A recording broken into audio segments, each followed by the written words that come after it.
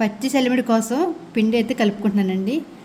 శ్రీరామనవమికి ప్రసాదం పెట్టుకుంటాం కదా పచ్చి చలిమిడితో. ఇలాగ వరిపిండిలో కొద్దిగా బెల్లం వేసుకుని కొద్దిగా నెయ్యి వేసుకుని నీళ్ళు ఏం పోయక్కర్లేదండి. ఇలా కలిపేసుకుంటే మనకి ముద్ద అయిపోతుంది చలిమిడిలాగా. పిండి అంతా కలిపిన తర్వాత మనకి ఈ విధంగా వస్తుంది చూడండి. నెయ్యి కూడా ఎలా తేలిందో. ఇలా పచ్చి చలిమిడి అయితే రెడీ అయిపోయిందండి. మనకి ప్రసాదం కోసం చేసుకుంటున్నామండి. అలాగే పెసరపప్పు నానబెట్టి పెట్టుకున్నానండి. ఇలాగా కొబ్బరి ముక్కలు, చిన్న బెల్లం ముక్క అది కూడా వేసి పెట్టుకున్నాను. పానకం కోసమండి బెల్లము, ఒక ఇలాచి, కొద్దిగా మిరియాల పౌడరు చెదగొట్టుకున్న తర్వాత కలిపిన తర్వాత ఈ విధంగా ఉంటాయి మనకి వాటర్ అనేది. దేవునికి నైవేద్యంగా పెట్టుకుంటాం కదా. ఇది కూడా నేను ఆల్రెడీ పెట్టేసుకున్నాను. ఇక్కడ 2 తులసాకులు వేసుకుంటే కూడా చాలా బాగుంటాయి అసలు.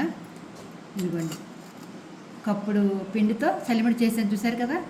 ప్రసాదం వడపప్పు పానకం ఇదేనండి దేవునికి నైవేద్యం శ్రీరామనవమికి చేసేది.